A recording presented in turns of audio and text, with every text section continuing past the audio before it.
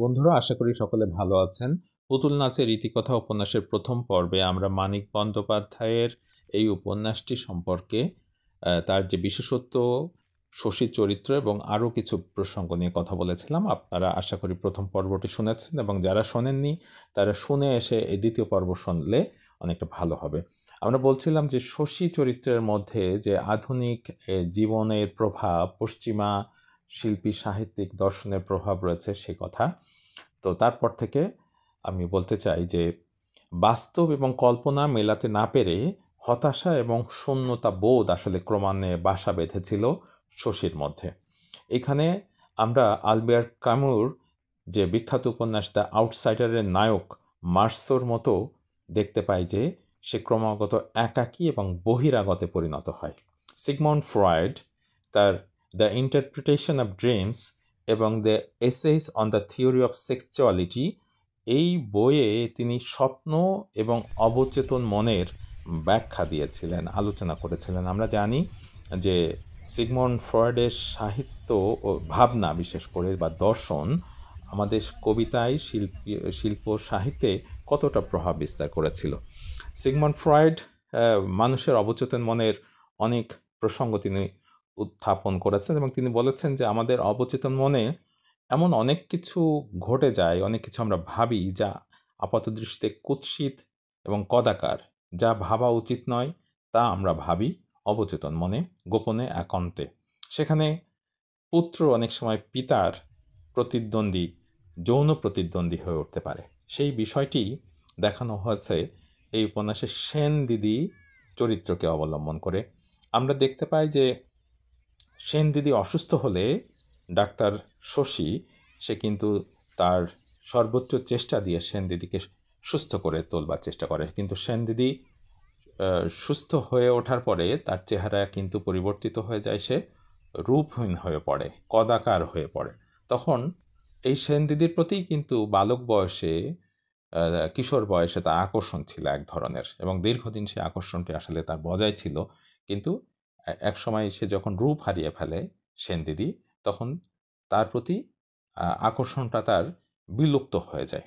অথচ আবার তারই পিতা গোপাল, সেও কিন্তু সেন দিদির সঙ্গে একটা যৌন সম্পর্ক গড়ে তুলেছিল। অর্থাৎ দেখা গেল যে একই নারীর প্রতি পিতা পুত্র দুইজনই আকৃষ্ট। এখানে মানিক বন্দ্যোপাধ্যায় স্পষ্টই ইডিপাস কমপ্লেক্সের একটা বাস্তব চিত্র তিনি এখানে তুলে ধরেছেন। এই উপন্যাসে শশী এবং কুসুমের সম্পর্কের জটিলতাকে ফ্রয়েডীয় মতবাদ দ্বারা ব্যাখ্যা করা যায়। ডাক্তার শশী সে কুসুমের প্রতি আকর্ষণ বোধ করে, কিন্তু তার উন্নত রুচি এবং শিক্ষার কারণে পরস্ত্রীর প্রতি আকর্ষণের কথা সে প্রকাশ করতে পারে না, সে সংযমী হয়। এর বিপরীতে কুসুম কিন্তু অত্যন্ত সাহসী, সে অকপটে তার নিজের যে আকর্ষণের কথা ডাক্তার শশীর প্রতি সে বলে। সে ভেজা কাপড়ে এসে একবার শশীর কাছে এসে দাঁড়ায় এবং বলে, আপনার কাছে দাঁড়ালে আমার শরীর এমন করে কেন ছোটবাবু? পুতুল নাচের রীতিকথা উপন্যাসে মার্ক্সবাদের প্রভাব আমরা লক্ষ্য করি। আমরা দেখি যে এই গ্রামের এক কোণে ভাঙাচোরা বেড়ার কুড়ে ঘরে বাগদিরা থাকে। ওরা গ্রামের সবচেয়ে নীচ, সবচেয়ে চোর। অথচ একটু এগিয়ে গেলেই বাড়িঘরের উন্নত অবস্থা চোখে পড়ে। সেখানে মধ্যবিত্ত আর উচ্চবিত্তরা বসবাস করে। আবার যাত্রা দেখবার সময় শীতলবাবুর বাড়ির যে উচ্চবিত্ত মেয়েরা, তারা কিন্তু গরিব বলে তারা মতিকে উপেক্ষা এবং অবহেলা করে। এখানেও আমরা শ্রেণী বৈষম্য এবং শ্রেণী সংগ্রামের চিত্র দেখেছি। এই উপন্যাসে শশীর পিতা গোপাল, তিনি একজন সামন্তবাদের ক্ষয়িষ্ণু প্রতিনিধি। তার রয়েছে সুদের কারবার, দালালি এবং জমি বেচাকেনার কাজ।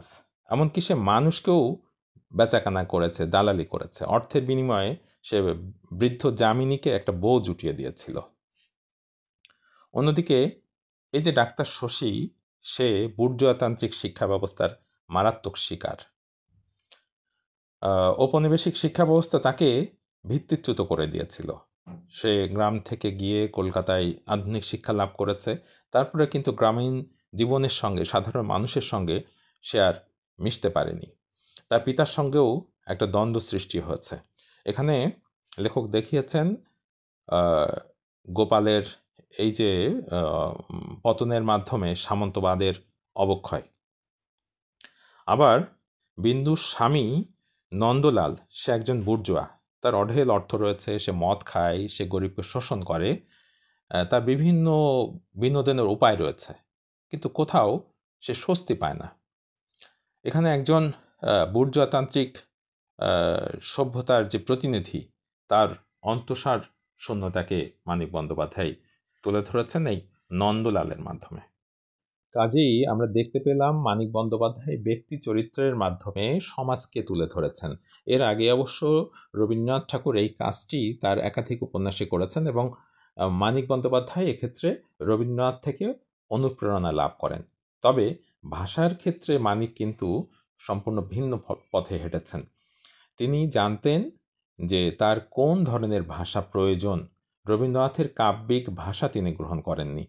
তিনি দৃঢ়তাপূর্ণ চাঁচা ছোলা গদ্যে তার কথা ব্যক্ত করেছেন, কারণ তিনি জানতেন যে কাব্যিক ভাষার যে পেলবতা, কোমলতা, সেটা আধুনিক জীবনের যে যন্ত্রণা, সেটি প্রকাশের অন্তরায়।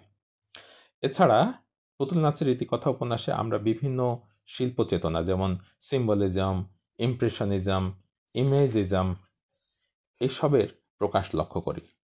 উপন্যাসের প্রথমেই আমরা দেখেছিলাম যে হারুর মৃত্যুর মাধ্যমে যে মৃত্যু, যে যে অবস্থায় সে রয়েছে, তার মধ্যে দিয়ে কিন্তু পুরো গ্রামের দুর্দশাকে প্রতিকায়িত করা হয়েছে। আবার কুসুমের যে গোলাপের চারা মাড়িয়ে যাচ্ছে, সেটাও এক ধরনের প্রতীক। সে মূলত এই যে গোলাপ গাছ এখানে আধুনিক শিক্ষা, রুচি এবং সৌন্দর্যের প্রতীক, সে এটাকে মাড়িয়ে শশীর যে বুর্জোয়াতান্ত্রিক শিক্ষার ফলে তার মধ্যে যে নতুন সংস্কার, এবং যে কারণে সে তাকে, অর্থাৎ কুসুমকে গ্রহণ করতে পারেনি, তাকে সে পদদলিত করেছে। সুতরাং এই আলোচনায় আমরা দেখতে পাচ্ছি মানিক বন্দ্যোপাধ্যায় কীভাবে প্রথম বিশ্বযুদ্ধোত্তর মানুষের জীবন যন্ত্রণা, ভারতের সামন্তবাদ এবং বুর্জোয়াতন্ত্রের দ্বন্দ্ব তুলে ধরেছেন। পাশাপাশি এখানে দেখি সময় চেতনা এই উপন্যাসে ফল্গুধারার মতো কাহিনী এবং ভাষার সঙ্গে লীন হয়ে আছে। তাই মানিক বন্দ্যোপাধ্যায় দেখা যায় যে উপন্যাসকের ফর্মকে তিনি ভাঙচুর করেছেন। তিনি প্রকাশ ঘটিয়েছেন মার্ক্সবাদ, ফ্রয়েডীয় তত্ত্ব এবং অস্তিত্ববাদী দর্শনের, এবং আধুনিক চিন্তার প্রকাশক ঋজু এবং কঠিন ভাষা তিনি নির্মাণ করেছেন। সুতরাং সামগ্রিকভাবে আমরা বলতে পারি মানিক বন্দ্যোপাধ্যায়ের পুতুল নাচের রীতিকথা যথার্থই একটি আধুনিক এবং শিল্পসম্মত উপন্যাস। ধন্যবাদ।